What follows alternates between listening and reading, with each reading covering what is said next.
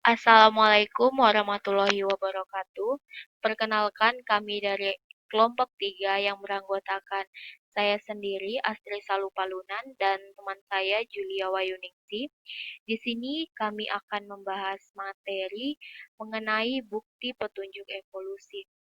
Nah, adapun sub-sub materi yang akan kami bahas yaitu yang pertama mengenai pengamatan langsung perubahan evolusioner, yang kedua, catatan fosil, dan yang ketiga, homologi.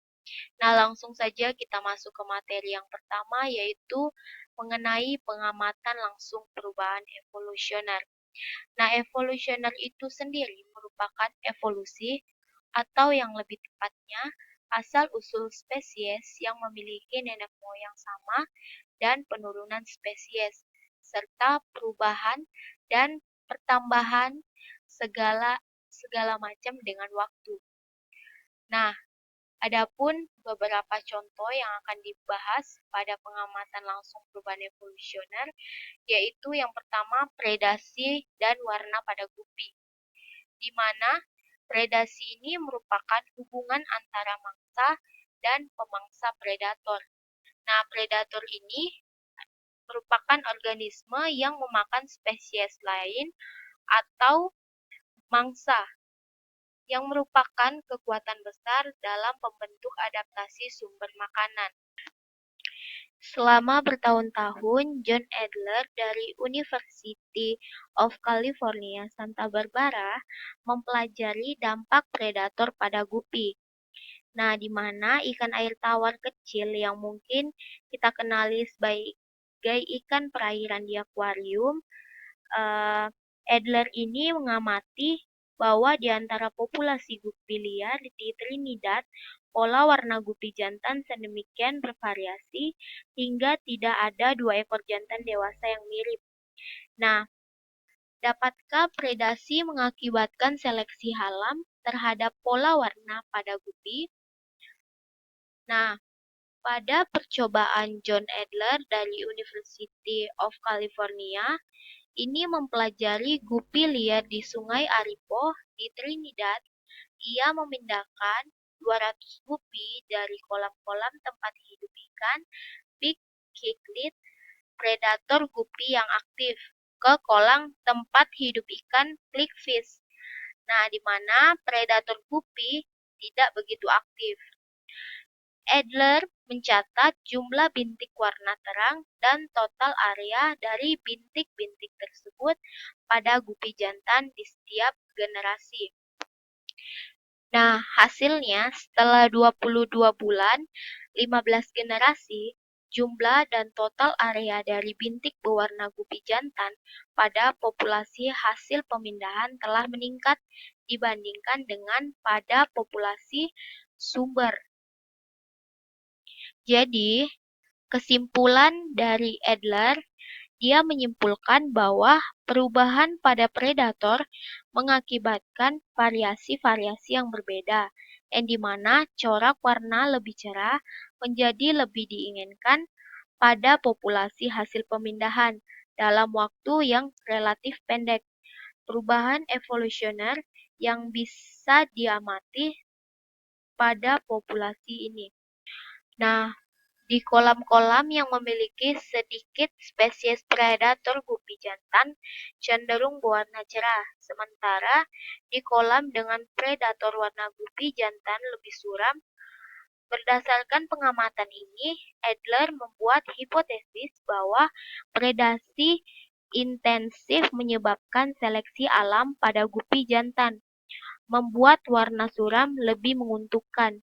Ia menguji hipotesis ini dengan memindahkan gupi berwarna cerah ke kolam dengan banyak predator. Nah, seperti yang ia perkirakan, seiring waktu populasi gupi, hasil pemindahan menjadi kurang berwarna terang. Nah, dalam contoh gupi ini, individu-individu yang memiliki warna redup lebih beruntung berada di dalam kolam dengan predator yang ganas, namun kurang beruntung di dalam kolam tanpa predator semacam itu. Oke, kita masuk yang kedua yaitu revolusi HIV resisten obat. Nah, contoh seleksi alam yang masih berlanjut dan mempengaruhi kehidupan kita sendiri secara dramatis adalah evolusi patogen, yang dimana organisme dan virus penyebab penyakit yang resisten atau kebal terhadap obat. Nah, ini merupakan masalah utama dengan bakteri dan virus yang bereproduksi dengan cepat, karena individu-individu yang resisten terhadap obat tertentu dapat meningkat dengan cepat. Nah, pikirkan tentang contoh HIV, virus yang menyebabkan AIDS ini. Para peneliti telah mengembangkan berbagai obat untuk melawan patogen ini. Namun, penggunaan obat-obat ini menyeleksi virus dengan resisten terhadap obat. Nah, sejumlah virus yang resisten obat mungkin secara kebetulan pada awal pengobatan. Virus yang sintas terhadap dosis awal pengobatan akan bereproduksi menerus alel-alel yang mungkin mereka resisten terhadap obat. Dengan cara ini, frekuensi virus yang resisten pun akan meningkat cepat pada populasi. Nah, mengilustrasikan evolusi resistensi HIV, terdapat obat 3TC. Nah, para saintis merancang 3TC untuk mengacaukan enzim transkriptase balik. Nah, 3TC ini adalah merupakan suatu obat antiretroviral yang digunakan untuk mencegah dan mengobati HIV. Obat ini merupakan salah satu contoh dari golongan inhibitor transkriptase balik analog nukleosida. Nah, berikutnya evolusi resisten obat pada HIV ini, di mana virus resisten yang jarang ditemukan memperbanyak diri dengan cepat ketika setiap pasien diterapi dengan obat anti-HIV 3TC. Hanya dalam beberapa minggu, organisme yang resisten 3TC mencapai 100% dari populasi virus pada setiap kasus. Namun, ketika 3TC ditambahkan ke lingkungan virus, obat tersebut menjadi kekuatan seleksi yang besar dan menguntungkan bagi kesintasan virus yang resisten. Dari kedua contoh GUPI maupun contoh HIV ini menyoroti dua poin kunci tentang seleksi alam. Yang pertama itu, seleksi alam adalah proses penyuntingan, bukan mekanisme kreatif atau penciptaan. Nah, suatu obat tidak menciptakan patogen yang resisten. Obat tersebut menyeleksi individu resisten yang sudah ada dalam populasi. Nah, yang kedua, seleksi alam bergantung pada waktu dan tempat. Karakteristik yang diuntungkan oleh seleksi alam dalam suatu populasi yang bervariasi secara genetik adalah karakteristik memberikan keuntungan pada lingkungan lokal di masa kini. Nah, hal yang menguntungkan pada suatu situasi mungkin tidak berguna atau malah berbahaya pada situasi lain. Kita masuk yang kedua, yaitu tentang catatan fosil menurut pendapat para ahli. Yang pertama, menurut teori Darwin, yang dimana seleksi alam adalah penyebab utama dari pola perubahan evolusioner yang teramati, membuat data yang sedemikian banyak menjadi masuk akal. Efek-efek seleksi alam juga dapat diamati dan diuji di alam. Nah, pada teori Darwin ini, sejumlah orang menganggap gagasan Darwin sebagai hanya teori, akan tetapi seperti yang telah kita lihat, pola evolusi pengamatan bahwa makhluk hidup berevolusi seiring waktu telah didokumentasikan secara langsung dan didukung oleh banyak sekali bukti. Nah, lantas apa yang bersifat teoritis dari evolusi? Ingatlah bahwa pengertian saintifik dari istilah teori sangat berbeda dengan pengertian sehari-hari. Nah, dalam sains, teori jauh lebih komprehensif daripada hipotesis. Teori seperti teori Darwin tentang evolusi melalui seleksi alam menjelaskan banyak pengamatan dan menjelaskan sekaligus mengintegrasikan berbagai macam fenomena. Nah, teori pemersatu semacam itu tidak bisa diterima luas sebelum prediksinya lulus uji secara menyeluruh dan terus-menerus melalui percobaan dan pengamatan tambahan. Nah, yang kedua, menurut Fukushima, yaitu evolusi biologis dapatlah merupakan proses yang kecil maupun substansial. Ia melibatkan segala sesuatu dari perubahan yang kecil pada proporsi alel yang berbeda dalam suatu populasi sampai dengan perubahan terus-menerus yang berujung pada organisme proto seperti siput, lebah, jerapah, dan lain-lain. Nah, evolusi secara sederhana didefinisikan sebagai perubahan pada sifat-sifat atau frekuensi gen suatu populasi organisme dari satu generasi ke generasi selanjutnya.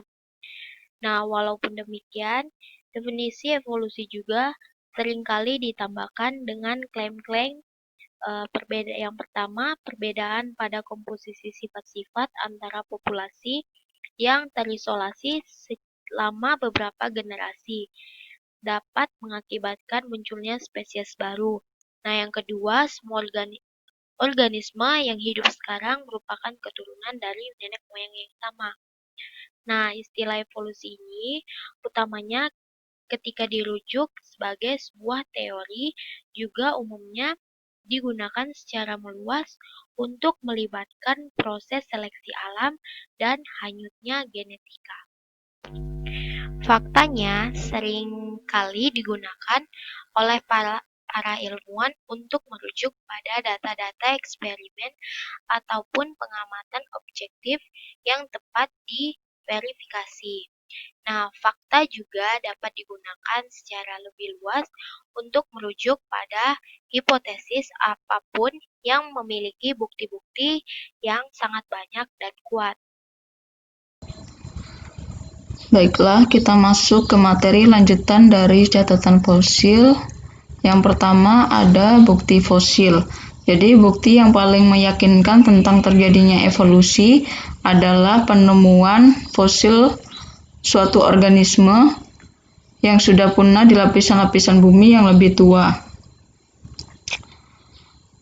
Sebagian besar fosil ini ditemukan pada suatu batuan sedimen atau batuan endapan yang terbentuk dari pasir dan lumpur yang mengendap di dasar laut, danau, ataupun rawa. Lapisan-lapisan endapan ini menutupi lapisan endapan yang baru menutupi lapisan endapan yang lebih tua dan menekan menjadi lapisan-lapisan batu yang saling berhimpitan yang disebut dengan strata ataupun stratum. Nah, semakin tua tempat ditemukannya suatu fosil, maka menunjukkan fosil ini sudah berusia jauh lebih tua dan memiliki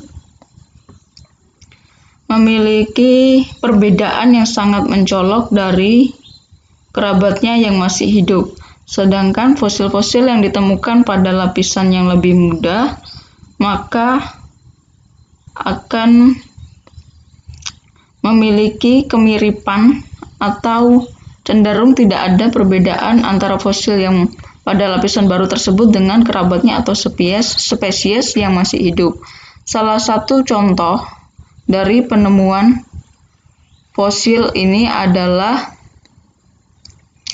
salah satu contoh dari bukti fosil yang menunjukkan terjadinya suatu evolusi ini ditunjukkan dengan ditemukannya fosil-fosil dari evolusi reptilia synapsida dalam kelompok Cynodonta yang terdapat peralihan menuju ke mamalia. Lalu bukti yang kedua adalah bukti kesamaan leluhur. Peninggalan fosil menyediakan bukti melimpah tentang kesamaan leluhur.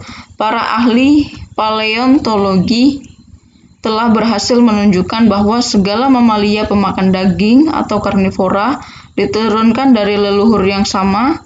Kesesamaan leluhur juga terbukti bagi semua mamalia, burung, reptil, ikan, serangga, dan segala organisme lain. Maksud dari mamalia pemakan daging atau karnivora ini diturunkan dari leluhur yang sama. Hal ini dijelaskan oleh Darwin dengan adanya suatu hierarki taksonomi yang juga disusun oleh para ahli zoologi pada tahun 1859. Di mana mereka mengatakan bahwa suatu spesies dalam satu genus punya satu leluhur bersama terdekat. Begitu juga dengan semua spesies dalam satu famili atau dalam satu kategori yang lebih tinggi dalam suatu hierarki. Leluhur bersamalah yang merupakan alasan mengapa anggota-anggota suatu takson begitu mirip satu sama lain. Contohnya, di lapisan pertengahan zaman tersier ditemukan suatu fosil yang menunjukkan leluhur bersama anjing dan beruang. Sedangkan pada lapisan yang lebih tua ditemukan leluhur bersama anjing dan kucing.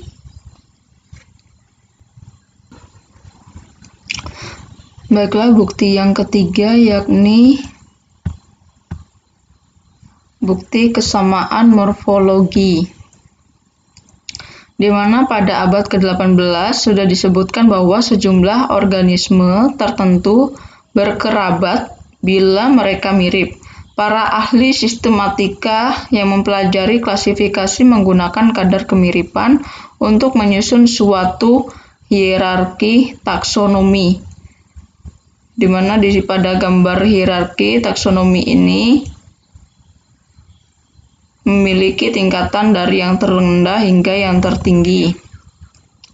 Jadi, para ahli sistematika klasifikasi ini menggunakan kadar kemiripan untuk membuat suatu hierarki taksonomi.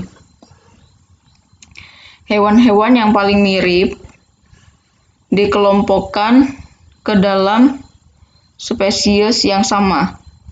Sedangkan spesies yang sama dikelompokkan ke dalam satu genus. Sedangkan genus-genus yang mirip ditempatkan di dalam satu family. Begitu seterusnya hingga mencapai takson yang tertinggi.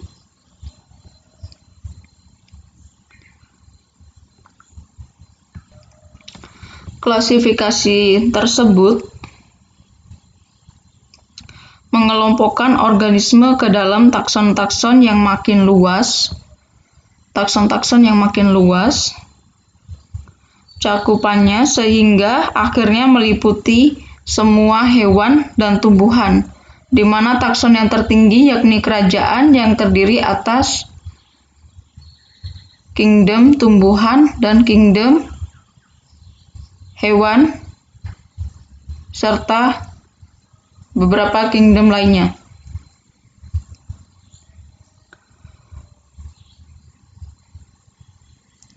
Misalnya saja pada spesies kucing. Seperti yang kita ketahui bahwa kucing rumah memiliki kemiripan dengan kucing lain, yang ditempatkan pada suatu genus Felis. Misalnya saja, kucing rumah yang memiliki satu genus dengan jenis kucing lainnya yang memiliki ukuran yang lebih besar, seperti singa dan cheetah. Dan juga seperti genus-genus kucing lainnya dalam famili Felidae.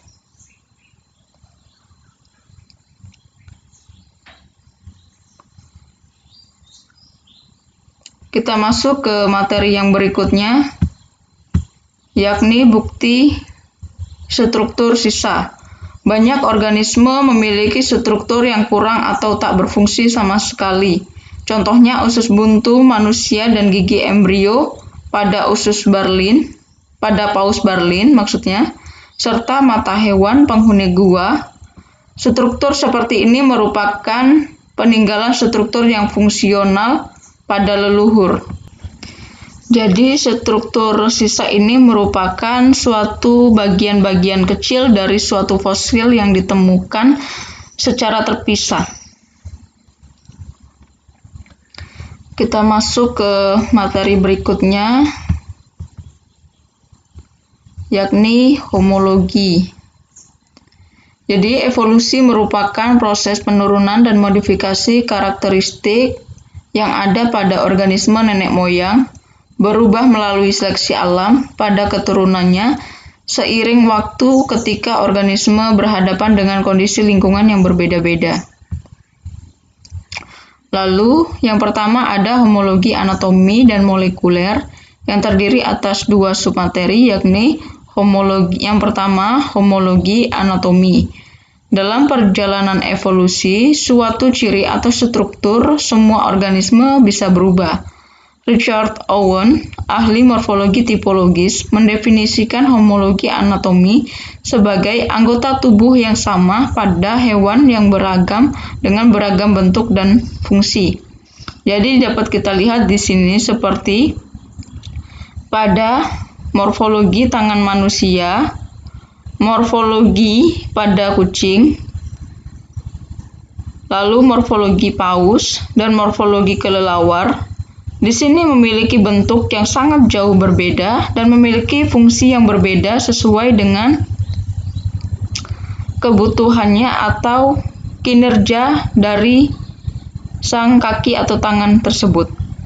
Tetapi memiliki anggota tubuh atau dasar yang sama, seperti sama memiliki karpal pada keempat morfologi anatomi ini. Kemiripan-kemiripan yang terjadi pada ciri keempat spesies ini menunjukkan bahwa keempat spesies ini diturunkan dari leluhur yang sama sehingga disebut sebagai homologi pada anatomi. Homologi pada anatomi. Dan tanda-tanda anatomis ini disebut dengan struktur homolog.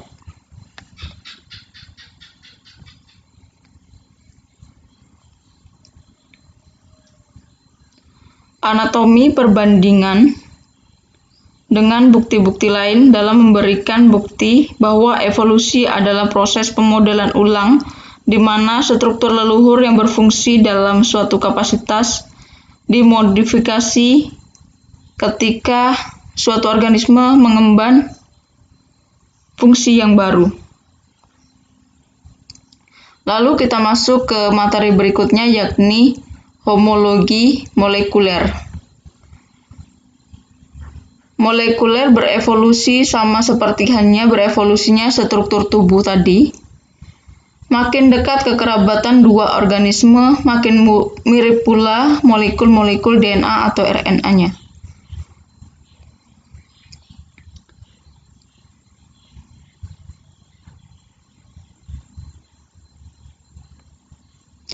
Seperti halnya kita lihat pada perkembangan embrio pada ikan, salamander, lalu kura-kura, ayam, babi, sapi, kelinci, dan manusia, pada awalnya semuanya memiliki perkembangan yang sama pada embrionya. Namun, pada perkembangannya memiliki perubahan sesuai dengan fungsi dan kebutuhan dari setiap organisme atau spesies ini. Di mana kesamaan atau kemiripan dari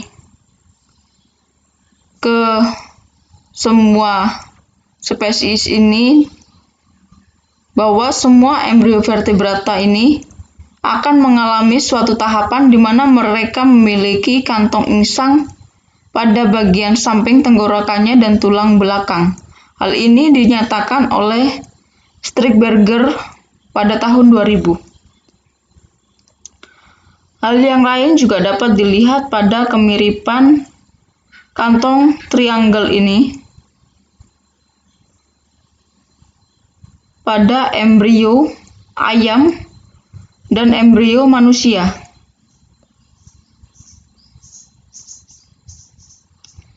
Di mana kesamaannya sama-sama memiliki ekor yang terletak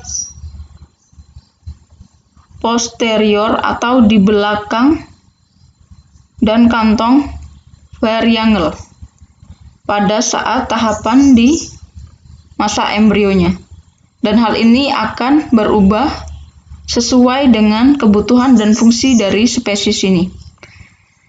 Baiklah, sekian presentasi yang dapat kami sampaikan, dan presentasi kami tadi menggunakan dua sumber utama, yakni buku Campbell Biologi pada tahun 2009 yang diterbitkan oleh Erlangga dan buku Ernest yang diterbitkan pada tahun 2019 dengan judul Evolusi dari Teori ke Fakta yang diterbitkan di Jakarta oleh KPG.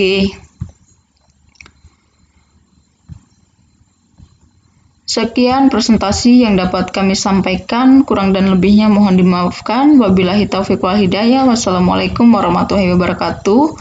Dan materi lanjutan akan disampaikan oleh kelompok 4. Terima kasih.